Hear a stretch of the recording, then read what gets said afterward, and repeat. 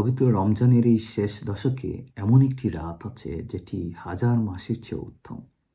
যেই রাতের বর্ণনা দিতে গিয়ে আল্লাহ রাব্বুল আলামিন পবিত্র কোরআনে একটা সূরা অবতীর্ণ করেন, যে সূরাটির নাম হচ্ছে সূরাতুল কদর। কদর শব্দের অর্থ মহিমান্বিত, মাহাত্ম্যপূর্ণ, সম্মানিত বা মর্যাদাপূর্ণ। পবিত্র কোরআনের প্রত্যেকটি সূরা এবং আয়াত নাজিলের পিছনে একটা প্রেক্ষাপট আছে। সূরাতুল কদরের বেলায়ও তার ব্যতিক্রম নয়। কিন্তু কি সেই প্রেক্ষাপট?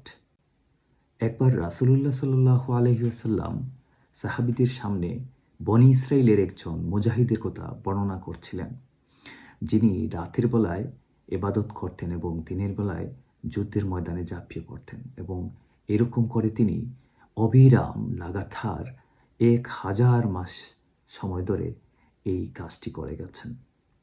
এই ঘটনা শোনার পর সাহাবীরা একটু আশ্চর্য হলেন এবং পাশাপাশি মনঃক্ষুণ্ণ হলেন। সাহাবীরা চিন্তা করলেন যে আমাদের হায়াত তো এত দীর্ঘ না, আমরা এত বেশি দিন বাঁচি না, সুতরাং আমাদের পক্ষে কখনো এত লম্বা সময় ধরে আল্লাহর ইবাদত কিংবা জেহাদ কোনোটাই করা সম্ভব নয়।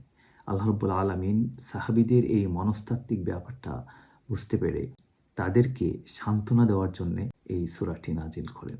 আল্লাহ রাব্বুল আলামিন এই সূরার প্রথম 3টি আয়াতে বলেন, আমি এই গ্রন্থটি অর্থাৎ কোরআনুল কারীম নাজিল করেছি একটি মর্যাদাপূর্ণ রাতে।